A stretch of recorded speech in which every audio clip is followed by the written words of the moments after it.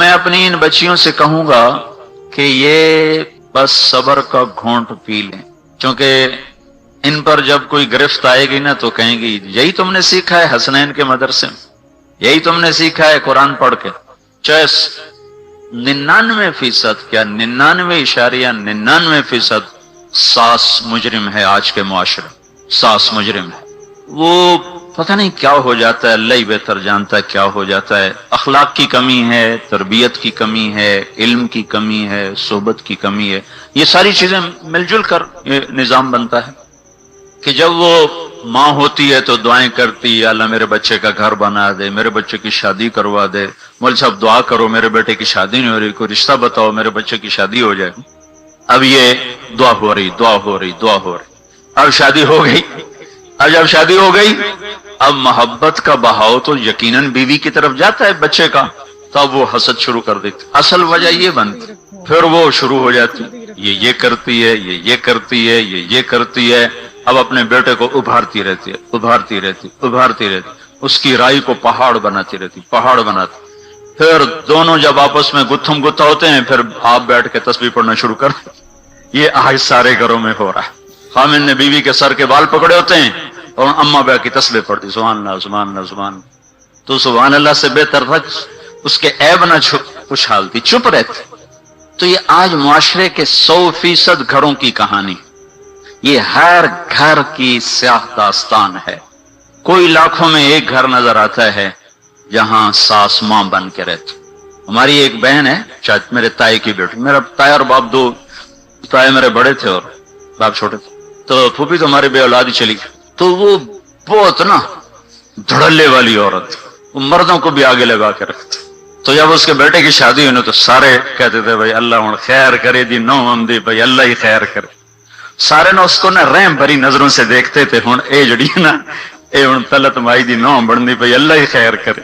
اس حیرت کی بات، حیرت کی بات، حیرت کی بات، اس نے ساس کے روپ میں وہ ماں بن کے دکھایا کہ وہ بچی اپنی ماں کو ہی بھول گئی۔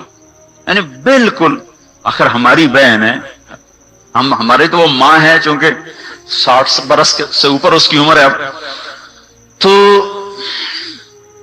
ہمیں بھی وہ ڈنڈا چڑھا دیتی، میں تیری داڑھی نپا میں کر لینے تینوں ٹھیک ہے۔ میرے ساتھ اب بھی ویسے بولتی، میں تیرا داڑھا نپ لینی ہاں۔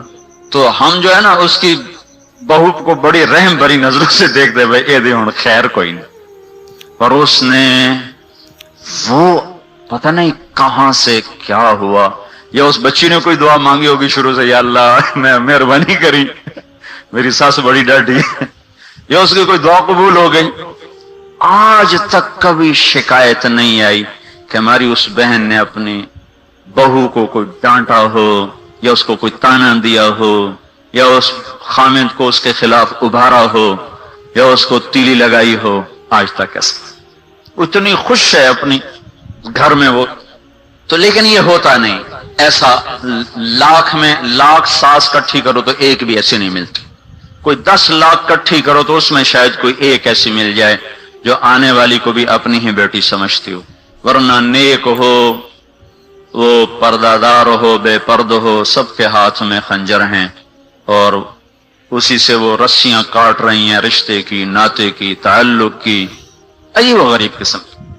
تو اس لیے میں ان بچیوں کو یہ نصیحت کرتا ہوں کہ چپ رہنا سیکھ لیں، چپ رہنا سیکھ لیں۔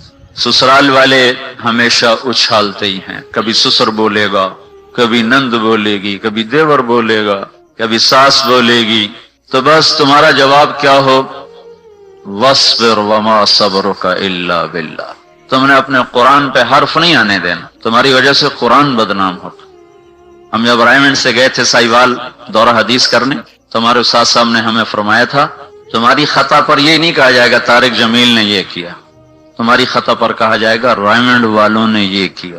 تو تم اس نسبت کو نا بدنام نہ ہونے دینا، اس کو نام نہیں دے سکتے ہو تو بدنام بھی نہ ہونے دینا، کہ لوگ ظرف کے لحاظ سے انتہائی چھوٹے ہو چکے تو وہ ایک دم نسبتوں کو کوسنا شروع کر دیتے۔ تم اس نسبت کو بچا لیں، تمہیں یہ نہ کوئی کہے کہ یہی سیکھا تھا تم نے قرآن پڑھ کے، قرآن نہ بدنام ہو جائے۔ تو آج لوگوں میں ظرف ہے کوئی نہیں، وہ ایک دم پیچھے پہنچ جائیں گے. اچھا یہ قرآن پڑھے تو یہی تبلیغ تو انہوں سبق دیتا ہے, چاہے سارا جرم اپنا ہوگا. میں بتا رہا ہوں 99.99% ساس اور سسر یہ قصوروار ہوتے, 1% لڑکیوں کا بھی قصور ہوتا, کہیں لڑکیوں کا بھی ہوتا. لیکن اب 50 سال عمر ہو گئی اور گھروں میں رہتے ہو گئی, یہی دیکھا ہے کہ قصوروار سسرال والے ہوتے. وہ حدود شریعت کو سمجھتے نہیں, دخل اندازی کرتے ہیں, پھر اپنے گھر کو آگ لگا کے